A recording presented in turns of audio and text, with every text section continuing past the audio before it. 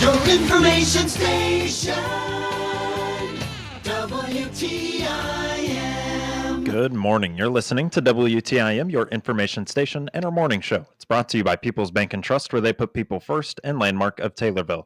I'm your host, Grayson Bauman. Joining us in this segment is nutrition educator with the St. Louis Dairy Council, Monica Nyman. Monica, good morning to you. How are you today? I'm doing well. Thank you. Thank you. Well, and I'm glad to hear that you're doing well. Don't know where I was going with that, but I'm glad to hear you're doing well. And last month we had you on. We got to talk all about National Dairy Month. And then, of course, this month, all of a sudden, it's National Ice Cream Month. And I'd like to start with just a little bit of history and background on how the month came to be, and then also some history on ice cream socials and maybe what exactly those even really are. Sure. So National Ice Cream Month, we've been celebrating since 1984.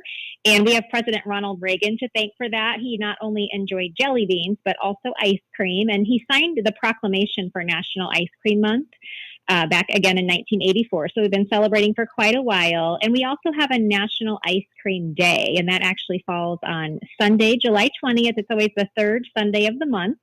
But when it comes to ice cream socials, they were actually introduced back in the 1700s. So quite a while ago. Both President Washington and President Jefferson are known to have enjoyed ice cream.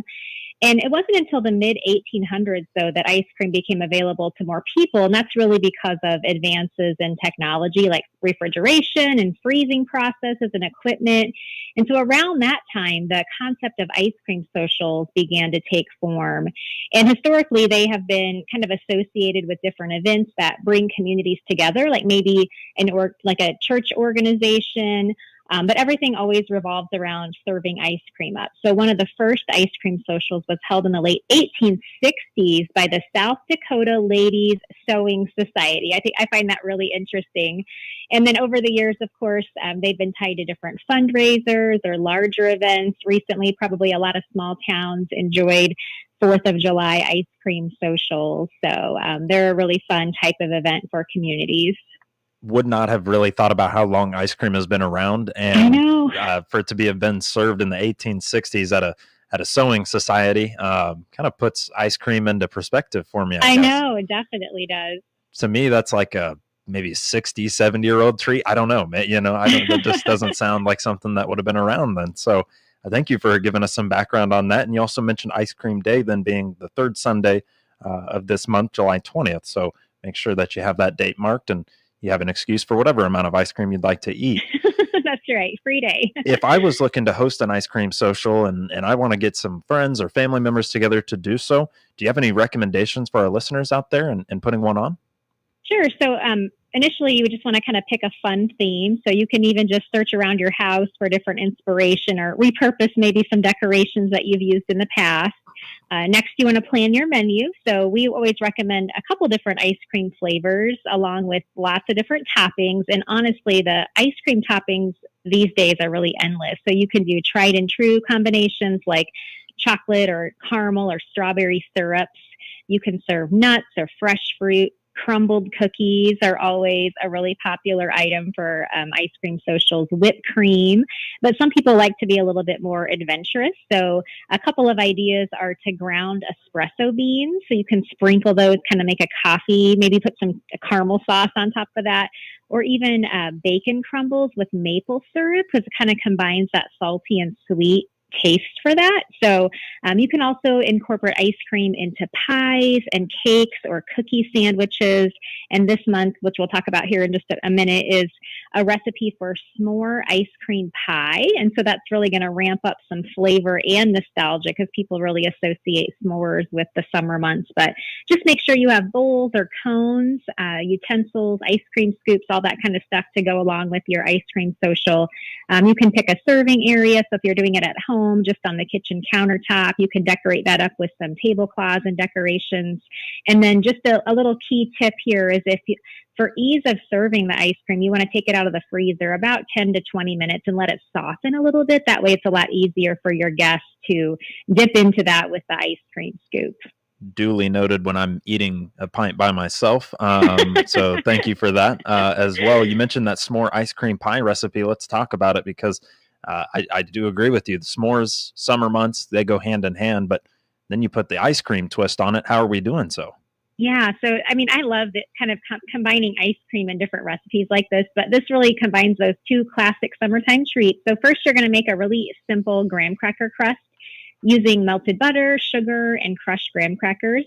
And after that is chilled, you're going to add chocolate or fudge stripped ice cream into the pie crust, and you're going to smooth it out. And then previously you've lightly toasted mini marshmallows. So that's just putting them in the oven and kind of broiling them just for a couple minutes to give them a little bit of toastiness on top. And then you're going to chill those.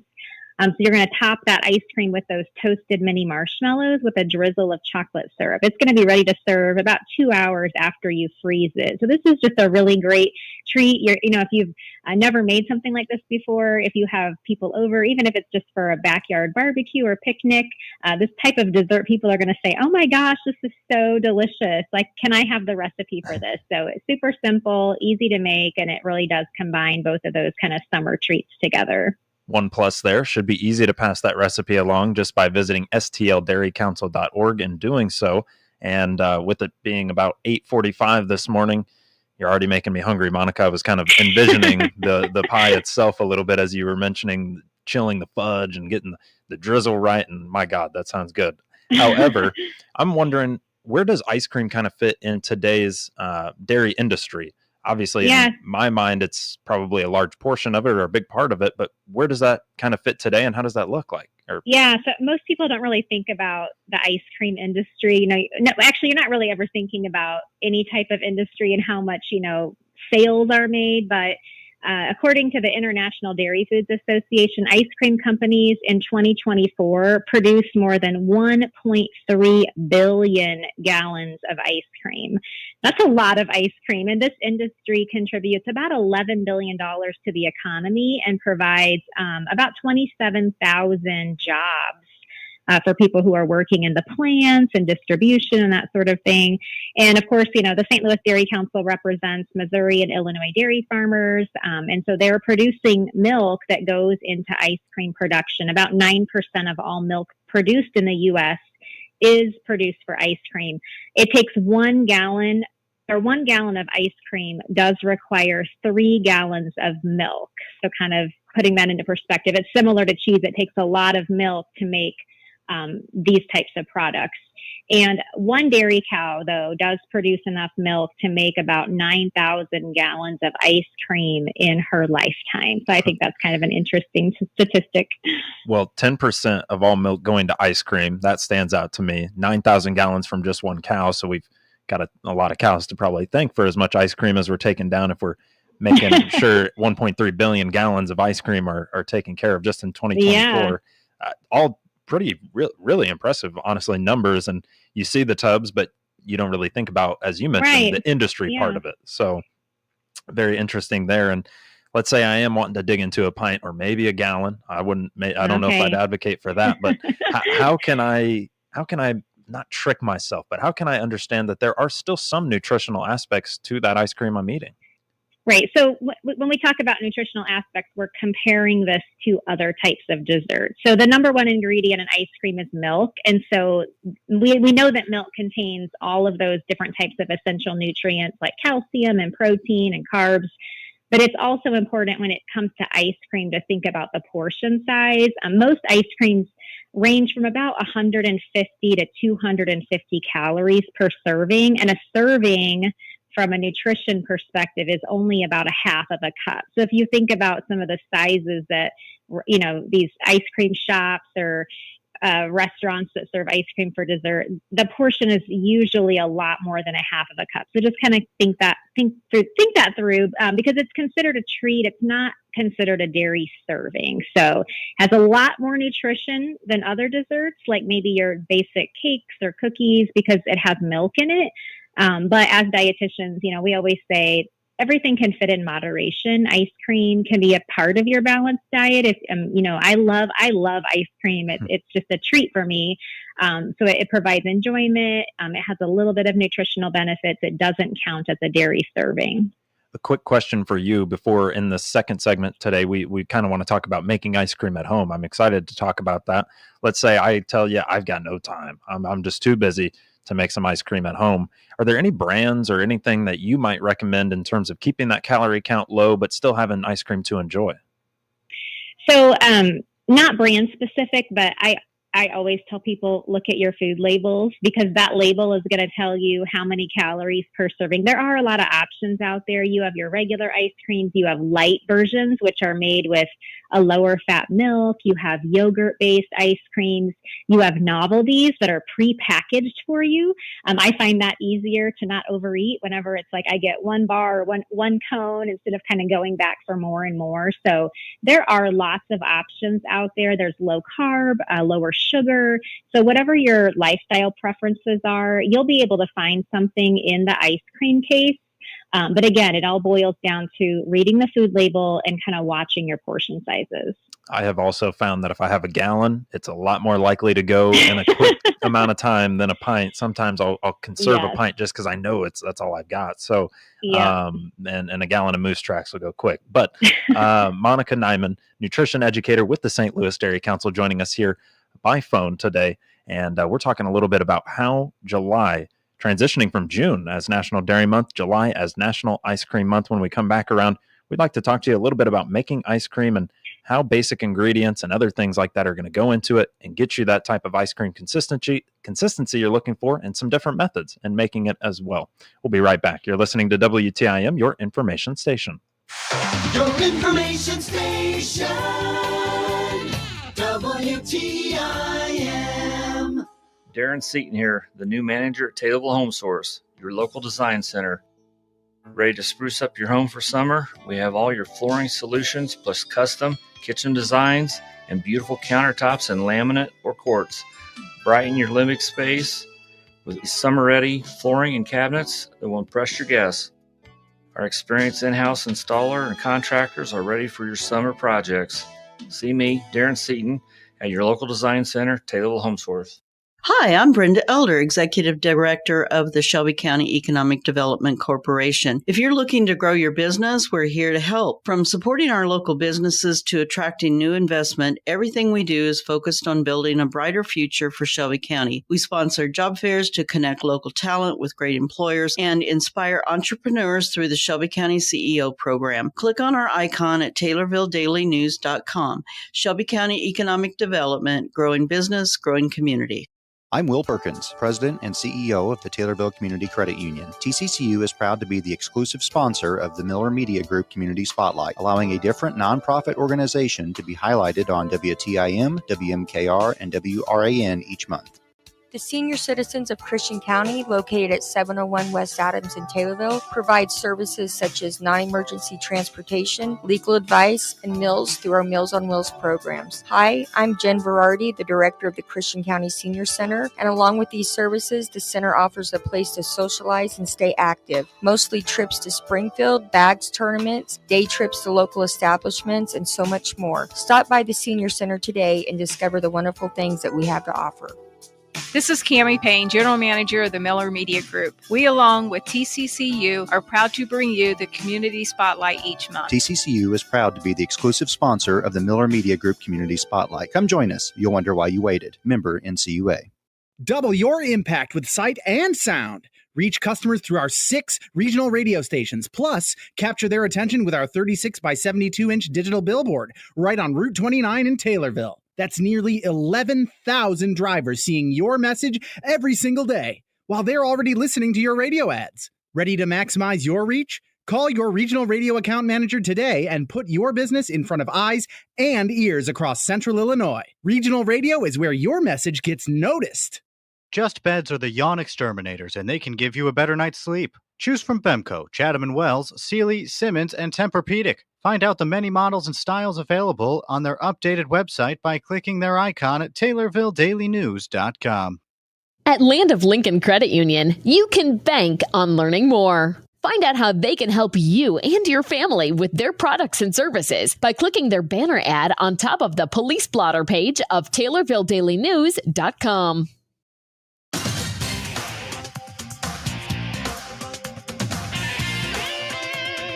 WTIM. And we're back with the WTIM Morning Show, brought to you by People's Bank and Trust, where they put people first, and Landmark of Taylorville. I'm your host, Grayson Bauman, and in this segment, we've got nutrition educator with the St. Louis Dairy Council, Monica Nyman. We talked a lot about how it is National Ice Cream Month and roughly what the ice cream industry looks like today when compared to the totality of the dairy industry. Now we kind of want to turn our attention to how can we make it at home and some of the ingredients and processes involved in making ice cream at home. Monica, where can you take me from there? Sure. Well, the basic ingredients for making ice cream in general are really just milk, cream, sugar, and some different flavorings. And so those ingredients are all blended together and churned to incorporate some air, and that results in a smooth and creamy texture. So this mixture is frozen until it reaches the desired consistency. Vanilla is actually the most popular flavor of ice cream, and it's also the base for so many delicious combinations like cookies and cream. My favorite is cookie dough or mint chip, but you can make all of these different types of varieties at home, and I'm going to talk a little bit about some of those different methods. So the first one is kind of what I remember being growing up. We always had ice cream makers. And so we would, on Sundays, if we had family over, we would make ice cream in our ice cream maker. So I don't know if anybody out there listening still uses this, but it's basically just a big appliance where you fill the kind of canister with cream and your milk and your sugar and your flavorings. And then you kind of button that up and set it inside the ice cream maker. And then around the rim of it, you put ice and salt, and then it spins on its own until it kind of stops cranking almost. And then you know it's done. So that type of ice cream is kind of like a flashback to my childhood. My kids don't have that experience because we don't have an ice cream maker. So the next method, though, is called a freezer bag method. And this is a type of making ice cream in a way that's super easy. And we do this a lot with classrooms. And so basically what you do is in a Ziploc bag, you can put your whole milk, a little bit of vanilla, a little bit of sugar, and you're going to seal that off. And then you're going to put that small Ziploc bag into a larger freezer bag, which has ice and salt. So the salt makes the ice a lot colder. And so you're going to button all of that up, and you basically just kind of shake it around. We either provide towels so that, because your hands will get really cold, or sometimes we'll put all of that into like a big coffee, like an empty coffee container, so the kids can just shake it up. So this is a method that the end result, it takes about 5 or 10 minutes, and it freezes that whole milk into a kind of a thicker consistency, but it's going to melt pretty quickly. So, which the kids always eat it really, really fast. And so this method, again, is one that we would kind of use for like a camp setting or a classroom setting because the kids can each have their own individually portioned bags, and it doesn't take that many ingredients. Now, the next method that I'm going to mention is one of my favorites, but it does come with a very high calorie content. Okay. It's called the no churn method. And this is absolutely delicious. If you've never heard of it, you can just look up a recipe online for a no churn ice cream. What you do is you take heavy whipping cream. That's your main ingredient. You beat it until the stiff peaks form, and you add sweetened condensed milk to it. So that's kind of like your sugar. Whatever flavorings, I like to put peppermint extract and a little bit of chocolate chips. You just basically fold that all together, and then you freeze it in the freezer. It comes out with a perfect consistency. It's absolutely delicious. You can modify it, make all different kinds of flavors. And it's really popular. I've taken this to different parties and things like that because it's super easy to make. And people always ask me for the recipe. So again, that's a no churn method. It comes with a lot of calories, but it's absolutely delicious.